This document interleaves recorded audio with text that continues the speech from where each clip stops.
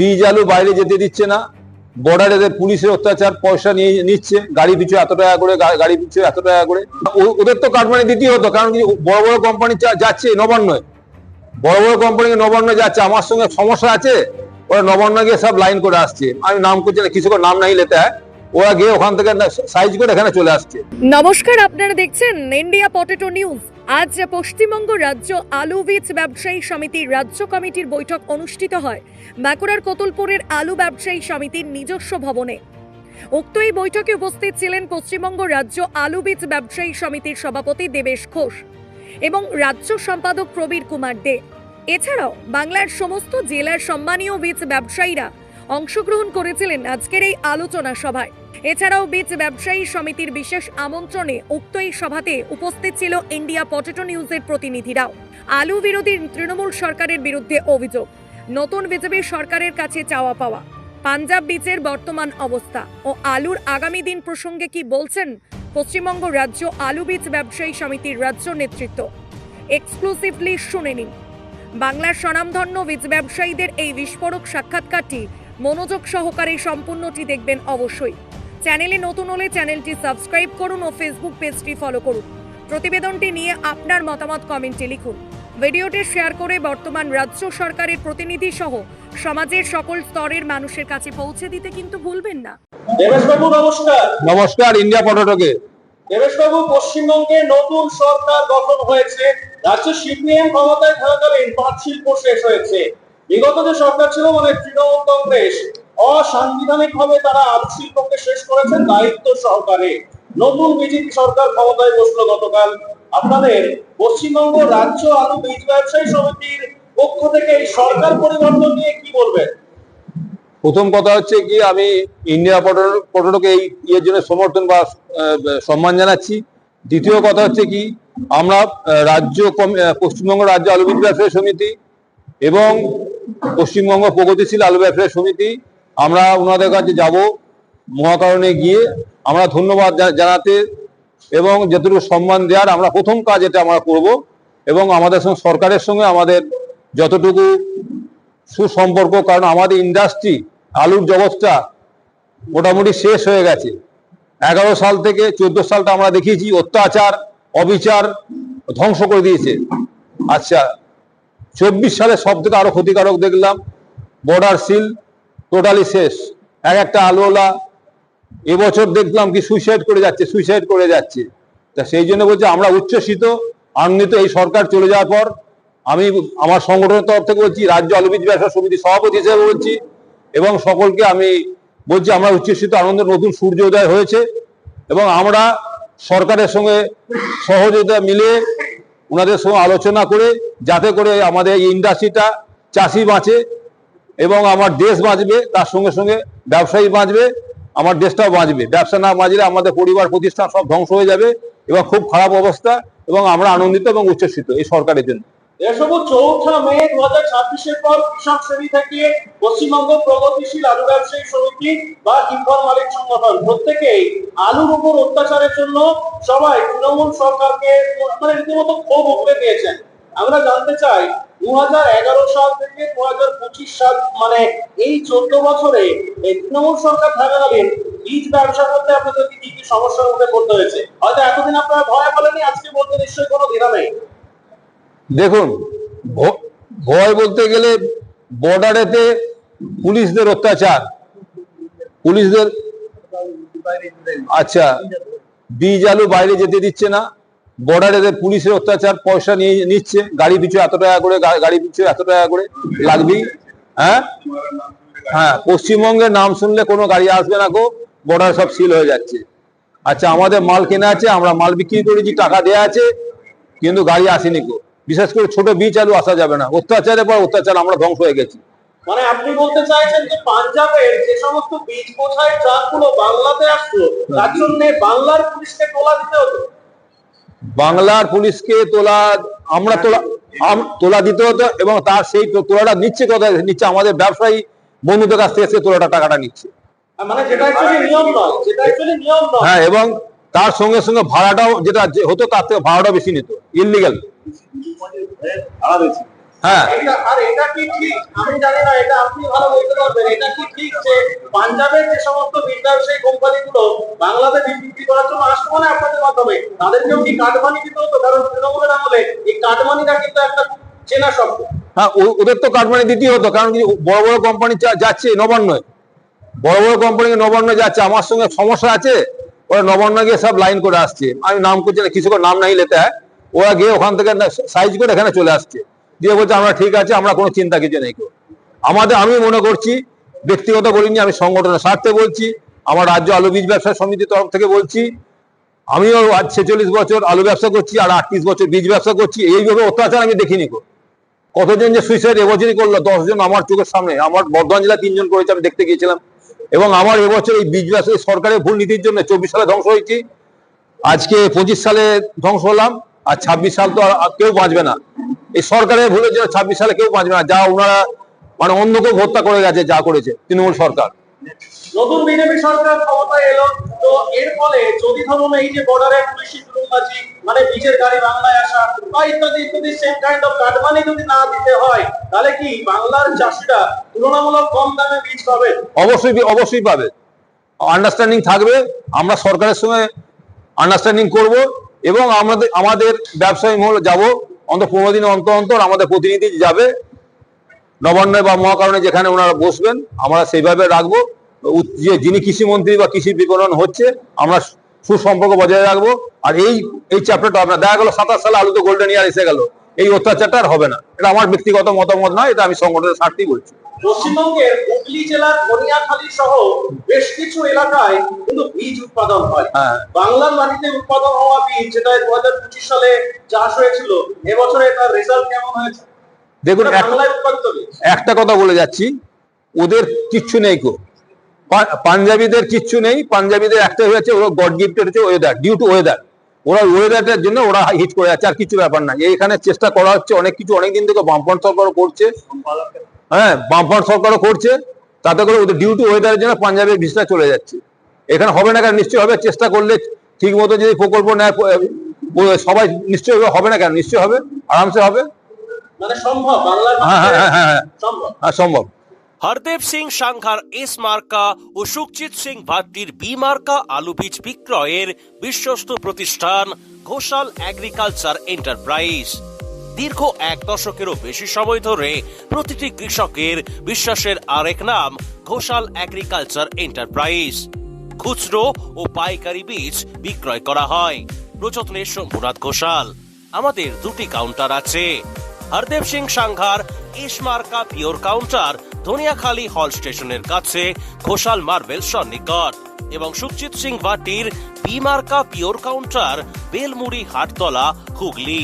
এছাড়াও আমাদের বেলমুড়ি হাটতলার কাউন্টারে মাহিন্দ্রার কলম্বো আলু পাওয়া যায়। Mobile number 9434301523। Original Bhatti S, GS, KF, কেতন, জেএফ, এনএএফ, টিএফ সহ বিভিন্ন নামি দামি উচ্চ ফলনশীল সেরা পাঞ্জাব আলু বীজ মানে তারকেশ্বরের সারদা আলু বীজ ভান্ডার। আইটিসি টেকনিক ও হিমালিনী ও মাহিন্দ্রা কোম্পানির কলম্বা স্পেশাল বীজের সেরা পরিবেশক তারকেশ্বরের সারদা আলু বীজ ভান্ডার। প্রোপাইটার প্রদ্যুৎ কুমার দাস। ঠিকানা টিসি রোড, তারকেশ্বর নতুন bus stand, Hooghly. Phone number 9434011411 অথবা 9933442118। আধুনিক নিত্য নতুন ডিজাইনের সোনা, রূপো, হীরের গয়না কেনার একমাত্র ঠিকানা নিউ পিঙ্কি জুয়েলার্স। এখানে সুদক্ষ কারিগর দ্বারা 22 ক্যারেট HUID হলমার্ক যুক্ত খাঁটি স্বর্ণ অলংকার তৈরি করা হয়। গহনার মজুরিতে রয়েছে বিশেষ ছাড়, তাই দেরি না করে আজই আসুন নিউ পিঙ্কি জুয়েলার্সে। ঠিকানা পুরাব সিনেমাতলা, হুগলি। মোবাইল নাম্বার 8016349465 অথবা 8967006582। চাপাডাঙ্গায় উন্নত মানের পাঞ্জাব আলু বীজের একমাত্র ঠিকানা তারকনাথ আলু ভান্ডার। সংঘা, ভট্টি, খালসা, কাপুর, করণ, কিষান সহ পাঞ্জাবের নানা নামি দামি কোম্পানির আলু বীজের বিশ্বস্ত প্রতিষ্ঠান তারকনাথ আলু ভান্ডার। আমাদের ঠিকানা college road, Chapadanga, Hooghly. Proprietor Tarakanath Nag ও মহারাজ নাগ। Phone number 9883465765। রবিবাবু নমস্কার। নমস্কার। এতদিন তৃণমূলের আমলে বীজ ব্যবসায়ী সমিতি বা আলু ব্যবসায়ী সমিতির সঙ্গে সরকারের খুব একটা ভালো সম্পর্ক ছিল না, মানে একদম পুরো তেতো সম্পর্ক ছিল। নতুন সরকার এসেছে, এই সরকারের সাথে যাতে আপনাদের সম্পর্ক ভালো থাকে তার জন্য আপনারা কোন কোন দিকগুলোতে নজর দেবেন? প্রথমেই আপনাদের মাধ্যমে গণতান্ত্রিক রাষ্ট্রবাদী সরকারকে জানাই অভিনন্দন, মুখ্যমন্ত্রীকে জানাই অভিনন্দন। আমরা আলু ব্যবসায়ীরা পাঞ্জাব থেকে বীজ কিনে আনি। মূলত পশ্চিমবাংলায় কোনো বীজ তৈরি হয়নি, তবু বিগত সরকার পশ্চিমবাংলার যে ছোট আলু গরিব মানুষরা সবজি হিসেবে খেয়ে থাকে, সে আলু ছোট সাইজে বলে বাইরে যেতে বাধা দিয়েছে। বড় আলু তো দিয়েইছে, ওই বীজ আলু বাংলার বাইরে যাবে না। অথচ প্রতি বছর 8.5 লক্ষ প্যাকেটের মতন বীজ পাঞ্জাব থেকে বাংলায় আসে। যে টাকার পরিমাণ কম বেশি 900 থেকে 1400 কোটি টাকা। বাংলায় কোনো আলু গবেষণাগার নাই, আলু বীজ তৈরি হয়নি বাংলায়। এই না, কোনো বিজ্ঞান সম্বন্ধে কিছু হয়নি, হয় যেটুকু কল্যাণী কৃষি বিশ্ববিদ্যালয় তার অধীনে। বর্তমানে পশ্চিমবাংলায় সরকারের কাছে দাবি বাংলায় আলু গবেষণাগার তৈরি হোক, যাতে করে এই 1300-1400 কোটি টাকা বাংলার বাইরে না যায়। তৎস আলুর অনুসারী শিল্প হোক, যাতে আলু বীজ সব বাঁচতে পারে। অন্যথায় আগামী দিনে এটা আরেকটি পাট শিল্পে পরিণত হবে। একসময় পাট শিল্প চলে গেছে, রোলিং মিল বন্ধ হয়ে গেছে, আগামী দিনে আলুও তাই হবে। বাংলার নতুন মুখ্যমন্ত্রী মাননীয় শুভেন্দু অধিকারী বা অন্যান্য কৃষিজ যারা দপ্তর দেখবেন তাদেরকে কি আপনাদের সমিতিগত তরফ থেকে কোনো রকম কোনো সংবর্ধনা দেবেন ভাবছেন? সম্বর্ধনা দেওয়ার ইচ্ছা আছে, ওনাদের সাথে আমরা যোগাযোগ করব এবং আমরা ওনাদের কাছে আবেদন রাখবো আমাদের আলু শিল্পকে বাঁচানোর জন্য যেটুকু করার তাদের মাধ্যমে তারা নীতি প্রণয়ন করুন, করে এটা বাঁচান আলু শিল্পকে, এই আবেদনও রাখবো। উত্তরপ্রদেশে যে কোনো কৃষিজাত পণ্যের জন্য মার্কেট রিসার্চ কমিটি আছে। বাংলায় ক্ষমতায় বসা নতুন সরকারের কাছে বাংলার কৃষিজাত পণ্যের যাতে মার্কেট রিসার্চ কমিটি তৈরি হয় তার জন্য আপনারা ভাবাবেন? অবশ্যই, কারণ উত্তরপ্রদেশে যে সমস্ত কৃষি পণ্য হয়, সেই সমস্ত কৃষি পণ্যের যেসব রাজ্যে চাহিদা আছে সেই সব রাজ্যে গিয়ে মার্কেট সার্ভে করে। এবছর যেমন আলুর ক্ষেত্রে উড়িষ্যার কৃষক ব্যবসায়ীদের সাথে উত্তরপ্রদেশ সরকার উত্তরপ্রদেশ কৃষকদের সরাসরি যোগাযোগ করে দিয়েছে। তারা টাকা দিলে সরকার দায়িত্ব নিচ্ছে, আলু তাদের পৌঁছে যাবে। তার টাকা চোট হওয়ার পিছনে কৃষকেরও নয়, আর যারা ব্যাপারী তাদেরও নয়। যার ফলে এই যে সরাসরি কৃষকের কাছে কিনতে পাওয়ায় মধ্যস্বত্বভোগী অর্থাৎ আমরা যারা আছি তারা বেকার হচ্ছি, তাদের কাজ বন্ধ হচ্ছে, সরাসরি আলু কিনতে পারছে। কৃষক ন্যায্য দামটুকু সরকার দলে পাচ্ছে, আর উড়িষ্যা বা অন্যান্য রাজ্যের ব্যবসায়ীরা একটা বাড়তি মুনাফা করছে। অর্থাৎ তাদের মুনাফার সঙ্গে আমাদের যেটা ছিল সেটা যোগ হচ্ছে। আজকের দিনে গোটা ভারতবর্ষে 4.5 কোটি প্যাকেট আলু গত বছরের থেকে বেশি আছে। গত বছরের থেকে 4.5 কোটি প্যাকেট আলু বেশি আছে। অথচ আলু উৎপাদনে জনসংখ্যায় দ্বিতীয় চীন, আলু উৎপাদনে বিশ্বে প্রথম। জনসংখ্যায় বিশ্বে প্রথম, আলু উৎপাদনে দ্বিতীয়। চীনের আলু এক্সেস হয় না, ভারতের হয়। ভারতের থেকে 53 কোটি প্যাকেট আলু বেশি তারা প্রোডাকশন করে, তারপরেও তাদের বাড়ে না, অথচ আমাদের বাড়ে। আজকে আপনাদের মিটিং এ কোন কোন বিষয় নিয়ে আলাপ আলোচনা হলো? উন্নত মানের বীজ যাতে পাঞ্জাবিরা সরবরাহ করেন বা পাঞ্জাব থেকে আমরা পেতে পারি, অর্থাৎ বাংলার কৃষককে যাতে আমরা উন্নত বীজ তুলে দিতে পারি, সেই বিষয়ে আলোচনা। গত বছর পাঞ্জাবের ব্যবসায়ীরা যে সমস্ত টাকা আলু বিক্রি করে আলুর টাকা দেননি বা আলু দেননি, সেই টাকা আমাদের এখানে যারা ব্যবসার টাকা আটকে রেখেছে, এই বিষয়ে একটু আলোচনা হয়। আমরা চেষ্টা করব সকালের টাকাটা ফেরত করার। তো এই বছরের জন্য কি বীজ বুকিং শুরু হয়েছে? মানে পাঞ্জাবে বীজ বুকিং কি শুরু হয়েছে? হ্যাঁ, পাঞ্জাবে বীজ বুকিং শুরু হয়েছে বহু আগে থেকে।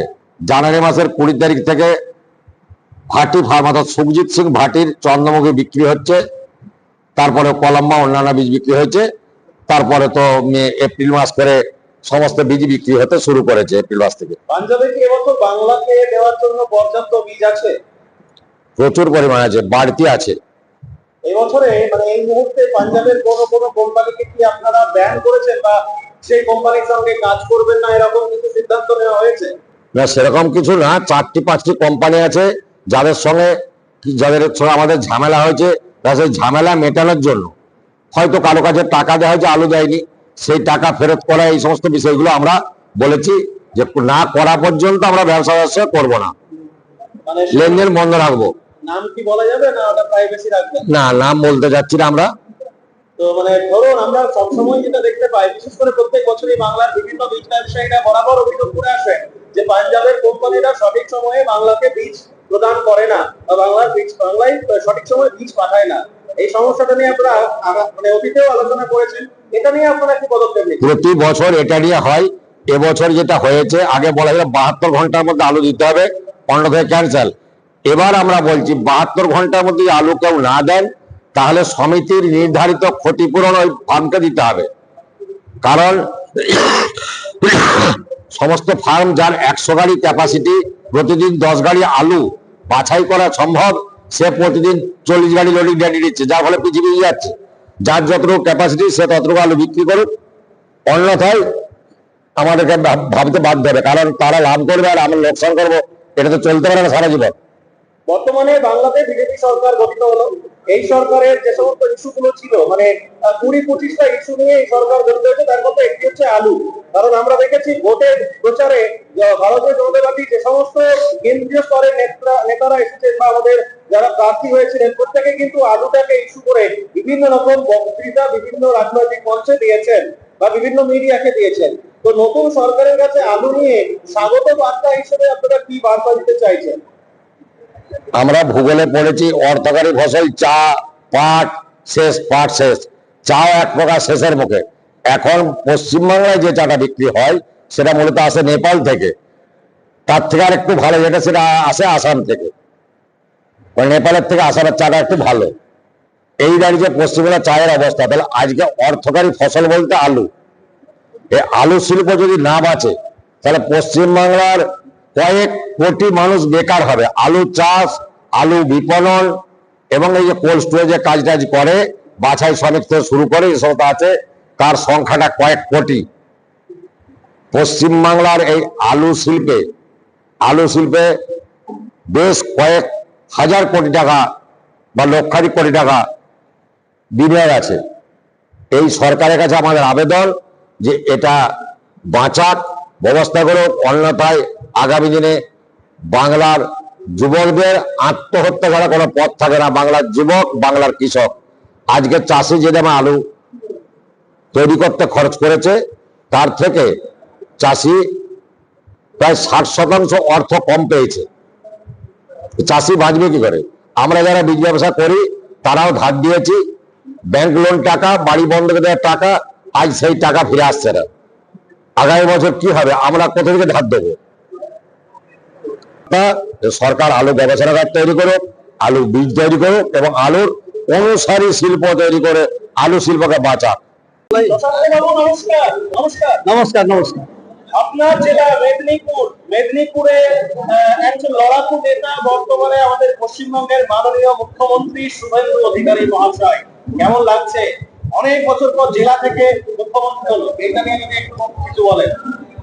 শুভেন্দু অধিকারী আমার মেদিনীপুর জেলার মানুষ, পরিবার খুব ভদ্র ফ্যামিলি এবং আমাদের সঙ্গে ওতপ্রোতভাবে জড়িত ছিলাম।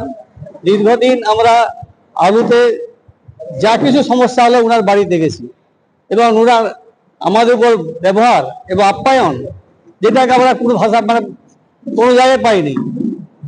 এবং আমরা বাড়ি পৌঁছেছি কিনা তখন পর্যন্ত উনি খোঁজ দিতেন, বাড়ি পৌঁছেছেন ভালো হবে তো। এবং আমাদের সমস্ত কথা শুনে উনি আমাদের সিএম এর সঙ্গে যোগাযোগ করতে কোনদিনই পারিনি আমরা, উনাকেই ধরে আমরা ব্যবস্থা নিয়েছিলাম আলু বীজ ব্যবসার। এবং রাজনৈতিক স্তরে বিভিন্ন রকম যা ইস্যু আসে, মানে এসেছিল বিগত সরকারের আমলে, শুভেন্দু অধিকারী মহাশয় কিন্তু প্রত্যেকটি ইস্যু নিয়ে কিন্তু রাস্তায় নেমেছেন। আমিও অনেকবার আমাদের চ্যানেলে ওনার ইন্টারভিউ নিয়েছি। আমার মনে আছে গোঘাটে যখন রাস্তায় আলু ঢেলে অবরোধ করেছিল, তখন কামারপুকুরে, গোঘাটের কামারপুকুরে 20 জানুয়ারি 2025, তখনও উনি বলেছেন। অর্থাৎ আলু জিনিসটা বা কতটা যে সমস্যার মধ্যে রয়েছে আলুর জগৎ, এটা সম্পর্কে কিন্তু আমাদের মাননীয় মুখ্যমন্ত্রী মহাশয় কিন্তু সবকিছু জানেন। আপনার কি মনে হয় উত্তরপ্রদেশে যেমন উন্নয়ন হয়েছে, বাংলাতেও কি কৃষি শিল্পের উন্নতি ঘটবে?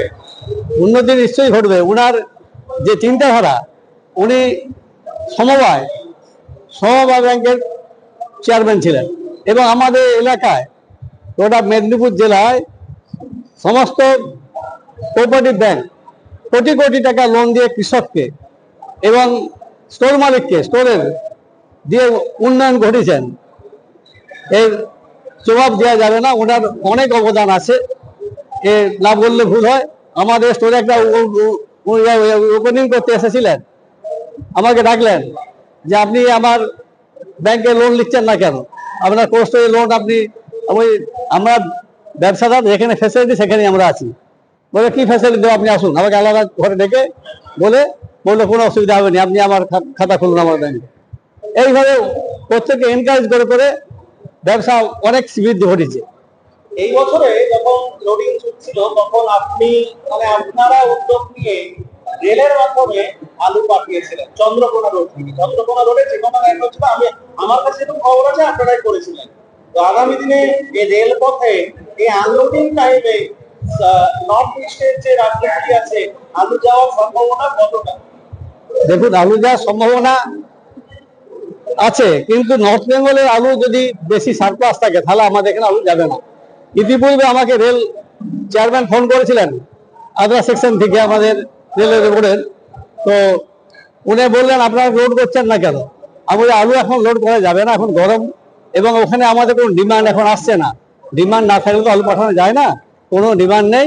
তবে আলু উদ্বৃত্ত হলে নিশ্চয়ই আমাদের যাবে আবার ভবিষ্যতে, এখন ঠান্ডা পড়লে। মানে আপনারা ব্যবসায়ীরা কেন রেলে আলু পাঠাচ্ছেন না সেটা জানার জন্য রেল দপ্তর থেকে খোঁজ নিচ্ছেন? হ্যাঁ, ফোন করেছিল। মানে রেল কি উদ্যোগী? এটা কেন্দ্র সরকার চাপ যে ওনারা কেন পাঠাচ্ছেন না, ওনাদের উপর চাপ হচ্ছে, আমাদের উপর থেকে চাপ এসছে, আমাদের কেন আপনারা আলু পাঠাচ্ছেন না। আলু মার্কেট নিয়ে কি বার্তা দেবেন? একদিকে আপনি আলু বীজ ব্যবসায়ী, একদিকে আপনি আলু ব্যবসায়ী, আপনি অনেক রকমের বিজনেস করেন, আলু নিয়ে মূলত কি বার্তা দেবেন? আলু দেখুন, ভবিষ্যৎ খুব ভালো দেখছি না। সারা ভারতবর্ষ ব্যাপী আলু বেশি, সেই ক্ষেত্রে আলুর আশা কেউ করা যায় না। এইরকম যাবে, এই মার্কেটে যাবে 800, 850, 700, 700 থেকে 850, 900 ম্যাক্সিমাম 700 থেকে। বাবু নমস্কার। নমস্কার।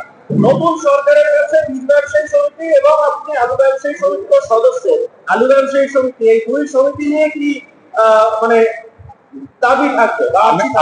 আমাদের সমিতির কাছে অনুরোধ বা দাবি থাকবে যে আমাদের যে স্টোর ভাড়া আছে 100 টাকা করে, মানে 50% ছাড় করা হোক। 50 টাকা পার প্যাকেটে আমাদের ছাড় করতে হবে, যেহেতু এবছর লোকসান হচ্ছে আলুতে। আর সরকারের কাছে আরো দাবি থাকবে, আমাদের আলু যেন বাইরের দেশে যায় এবং আলু থেকে বাই প্রোডাক্ট, আলুর পাউডার, আলু থেকে ফ্লেক্স বা বাইরের দেশে কিছু কেমন গরুর খাবার হিসাবেও ব্যবহার করে এমন কিছু প্রোডাক্ট তৈরি করে এবছর আলুটা বেশি নয় 5 থেকে 10% আলু যদি বাইরের দেশে পাঠানো হয় তাহলে আমাদের দাম মোটামুটি আমরা 50 টাকা পার প্যাকেটে লাভ পাবো। এবং গত বছর আলুর দাম ছিল মোটামুটি অ্যাভারেজ আমাদের গোঘাটের আলু 350 টাকা পার প্যাকেট, আর এবছর আমাদের দাম আলুটা ঢুকেছে 200 থেকে 250 টাকার মধ্যে গোঘাট থানার আলু। সেই হিসাবে আমি চাইবো যে এইটা অন্তত 250 থেকে 300 টাকার মধ্যে আলুর দামটা থাকুক। সরকার যাতে আমাদেরকে পার প্যাকেটে 50 টাকা করে ভর্তুকি দেয় ভাড়া থেকে, সেইটার জন্য অনুরোধ করবো। এবং তার সঙ্গে যদি আসামে র্যাকে করে আলু পাঠানোর কোনো ট্রান্সপোর্ট ভর্তুকি দেয় সেটা হলেও ভালো হবে, এবং বাইরের দেশে যাতে এই আলু কিছু পাঠানো যায় তার যেন ব্যবস্থা করে, এইটুকু সরকারের কাছে আমাদের অনুরোধ। কিছুক্ষণ আগে আপনিও শুনলেন বা আমিও শুনলাম যে মাননীয় শশাঙ্ক শেখর মাল ওনাকে রেল থেকে ফোন করে খোঁজ নিচ্ছে যে আপনারা আলু আর রেলে করে কেন পাঠাচ্ছেন না। এই যে রেলের একটা উদ্যোগ, এটা কি বার্তা দিচ্ছে যে রেল দপ্তরও চায় যে আলু যাতে ট্রেনে করে এক রাজ্য থেকে আরেক রাজ্যে যাক? হ্যাঁ, আমিও রেল দপ্তরে গিয়েছিলাম, কালকেই আমি গিয়েছিলাম হাওড়া ডিভিশনে। ওখানে মোটামুটি আমাদের, আমি যেটুকু ভাড়া দেখলাম যে আমাদের গুয়াহাটি মানে তারকেশ্বর থেকে গুয়াহাটি যেতে 42 বগি র্যাকেতে আপনার 25 থেকে 26 লাখ টাকা লাগে, আর 19 বগি হলে তার মানে 21 বগি হলে তার অর্ধেকটা লাগে। আর যদি আমরা জোড়হাট, ডিব্রুগড় বা তিনসুকিয়ায় পাঠাই তাহলে ওইটা আপনার 30 লাখ টাকার মতন লাগবে, মানে অনেকটাই ভাড়া কম। এবং এতে আশা করি আগামী দিন আলু আস্তে আস্তে বাইরের রাজ্যে, বিশেষ করে আমরা আসামের মার্কেট এবারে পাবো। তার কারণ আসামে নর্থ বেঙ্গলের আলুটা বৃষ্টি হয়ে অনেকটা ড্যামেজ আলু ঢুকেছে, ওরা দক্ষিণবঙ্গের আলুটা চাইবে। আমরা যদি আলুটা র্যাকে করে পাঠাই তাহলে কিন্তু ওনাদের পর্দা হয়ে যাবে। আশা করি আগামী দিন র্যাক চলবে আসামের উপর এবং নাগাল্যান্ডের উপর। নতুন সরকারকে কিছু অনুরোধ করতে চান? হ্যাঁ, আমরা নতুন সরকারকে অনুরোধ করব নিশ্চয়ই, যে আমরা অনেক দিন পরে একটা পরিবর্তিত সরকার পেয়েছি। এই সরকারের কাছে আমাদের অনেক আশা প্রত্যাশা রয়েছে যে আগামী দিন যেন আমাদের আলু শিল্প বেঁচে থাকে এবং কৃষক বেঁচে থাকে। অনেক কৃষক আত্মহত্যা করেছে, কেউ যেন আর দ্বিতীয়বার আত্মহত্যা না করে, আমি এই অনুরোধ করব। যাতে আজকের মানে মিটিং এ আপনাদের দেবেশ বাবু যা বললেন আমাদের অন ক্যামেরা, যে আগে মানে গত 25 সাল পর্যন্ত যে পাঞ্জাব থেকে আলু বীজ বোঝায় গাড়িতে নাকি তোলা দিতে হতো, কাটমানি দিতে হতো, এই কারণগুলো কি বেশি দামে বাংলায় বীজ বিক্রি হয়? হ্যাঁ, এ তো মানে কাটমানি আর তোলা দেওয়ারই সরকার ছিল, তো আমরা তো এই সরকারকে তোলাবাজ সরকার বলতো। যাক, সরকার বিদায় নিয়েছে, খুব স্বস্তির কথা। আগামী দিন আমরা অনেক শান্তিতে ব্যবসা করব এবং আমাদের কথা সরকার শুনবে এবং যে টাস্ক ফোর্স গঠন হবে, আমি সরকারের কাছে অনুরোধ করব আমাদের যেন বীজ ব্যবসায়ী সমিতি এবং আলু ব্যবসায়ী সমিতি থেকে 2 জন করে সদস্য টাস্ক ফোর্সে যেতে পারে, আমাদের সুবিধা অসুবিধা যেন আলোচনা করতে পারে। এই কথা বলে সরকারকে আমার ফের অনুরোধ করব যে যাতে আমরা আগামী দিন ভালোভাবে শান্তিতে ব্যবসা করতে পারি এবং আমাদের ব্যবসায় যেন সাফল্য আমরা লাভ করতে পারি, এই বলে আমি আমার সরকারকে অনুরোধ জানাবো। এই অনুষ্ঠানে সম্প্রচারিত সমস্ত বক্তব্য বক্তাদের নিজস্ব ব্যক্তিগত মতামত। এই অনুষ্ঠান বাজারের নির্ধারক নয়। অনুগ্রহ করে ব্যবসায়িক পদক্ষেপের পূর্বে নিজের বিচার বুদ্ধি কাজে লাগিয়ে সিদ্ধান্ত নিন। আলু রাখা বাজারগত ঝুঁকি সাপেক্ষ। আলু রাখার পূর্বে ইন্ডিয়া পটেটো অ্যাপ থেকে বিগত বছরের লোডিং আনলোডিং রিপোর্ট ও তার পরিপ্রেক্ষিতে আলুর দামের ওঠানামা দেখে নিন। আলুর সব খবর এখন একটা অ্যাপেই। আলুর প্রাত্যহিক বাজার দর, আলুর সর্বভারতীয় বাজার দর, আলুর সকালের বাজার দর, লোডিং আনলোডিং রিপোর্ট, বিগত 10 বছরের আলুর তথ্য, সারা ভারতবর্ষের 20,000 আলু চাষী ও ব্যবসায়ীদের তথ্য এখন আপনার হাতের মুঠোয়। প্লে স্টোর থেকে আজই ডাউনলোড করুন India potato market rate app. 2012 সাল থেকে প্রতি মুহূর্তে আপনার সঙ্গে।